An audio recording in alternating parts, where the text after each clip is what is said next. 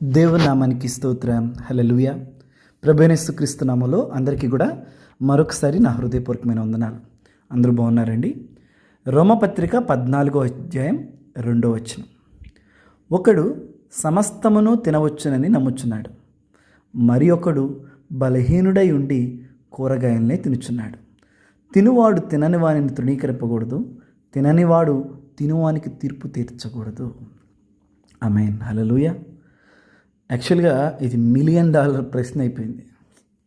ఏంటంటే చనిపోయిన స్థలాల్లో లేదా వేరే స్థలాల్లో భోజనం చేయొచ్చా? ఆహారం అనేది ఒక పెద్ద సమస్య. కొందరు ఏమో చేయొచ్చు అంటారు, కొందరు చేయకూడదు అంటారు. సరే, వారు అలా చెప్తున్నారు. వాక్యం ఏం చెప్తుందో కొన్ని మాటలు మనం ధ్యానించేద్దాం.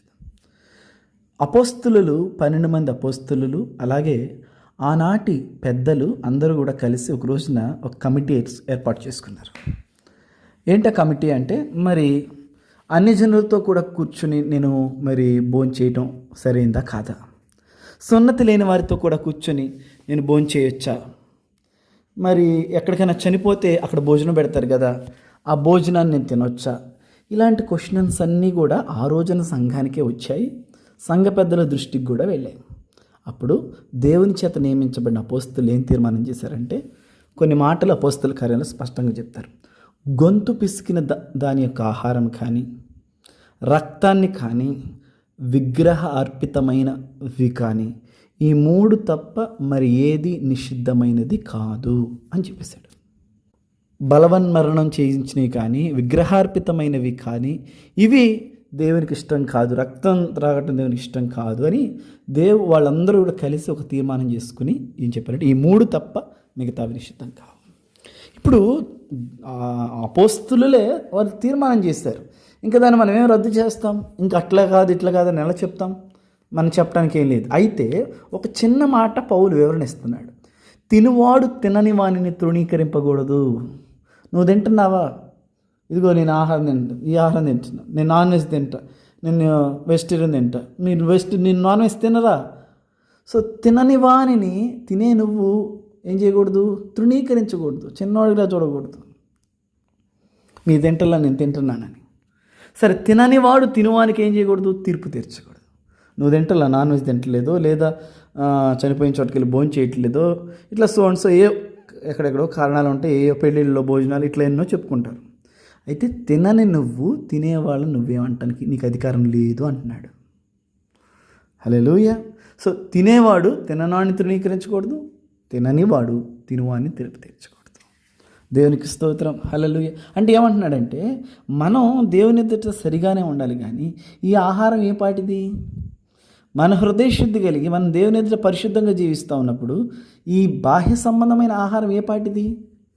అందుకని మనం ఎక్కువగా ఏంటంటే ఈ సిద్ధాంతపరమైన ఈ రాద్ధాంతాలు అమితంగా జరుగుతూ ఉన్నాయండి.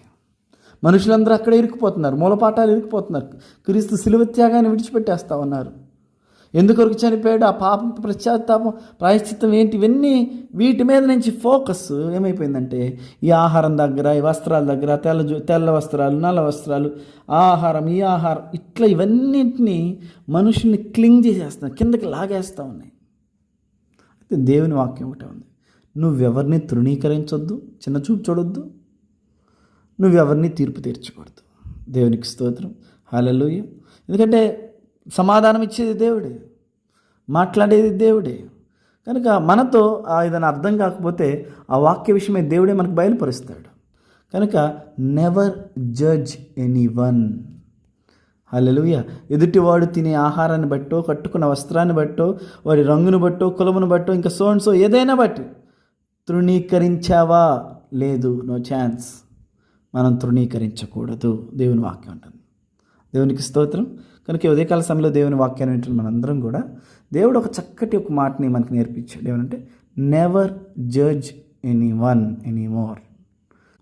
కనుక ఈ వాక్యాన్ని వింటున్న మనందరము కూడా మనల్ని మనం దేవుని వాక్య పేరులో పరిశీలన చేసుకోవటమే తప్ప ఎదుటి వ్యక్తి మీదకి వేలెత్తి చూపించి లేదా ఎదుటి వ్యక్తిని తగ్గించే మనస్తత్వాన్ని మన జీవితాల్లో నుంచి అనునిత్యము వైదొలిగింపజేసుకుందాం. ఆమేన్.